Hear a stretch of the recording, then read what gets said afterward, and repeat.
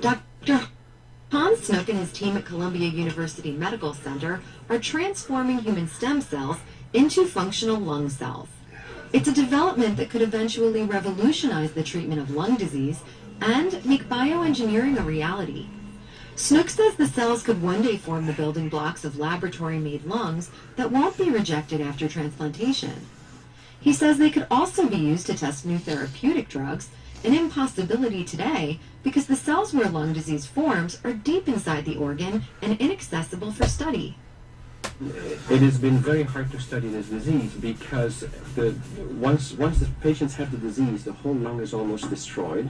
If we can make the cells that we believe, or that the field believes, is at the basis of this disease and study them in a dish, this would open enormous possibilities to begin to understand this disease. At the center of their experiments are so-called type 2 epithelial cells. These are critical for lung function. They produce a substance called refractant that keeps the lungs open and functional, but they're also the cells where the disease first takes hold. Many lung diseases center around this specific cell.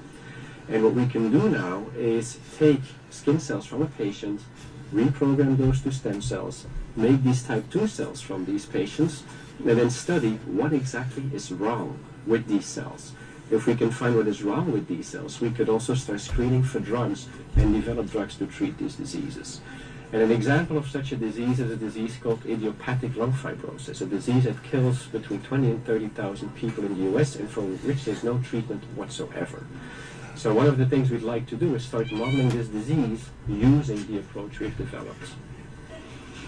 And even more exciting, says Snook, is the possibility their research presents for developing rejection-proof lungs inside the lab. One thing we dream of is that we could use the cells we generated from these patients and put those on a donor lung from which we removed all the donor cells. And in this way we'll have a donor lung. The whole scaffold of the lung, the structure, is from a donor, but the cells will be from the patient. But producing enough cells to repopulate an entire lung might be an impossible challenge. Still, Snook and his bioengineering colleague, Gordana Vunjak-Novakovic, believe the ultimate goal might be achievable by enlisting the help of the body's own cell-building system. One approach that we took is actually to try to think about building healthy nuclei within the diseased lungs and then count on the body to do part of the process of the regeneration starting from these healthy nuclei.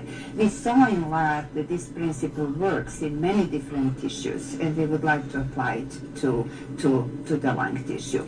The researchers say there's still a long way to go before a lung can be successfully reseeded, but they're confident that the era of bioengineered organs, from livers to lungs, is not that far off.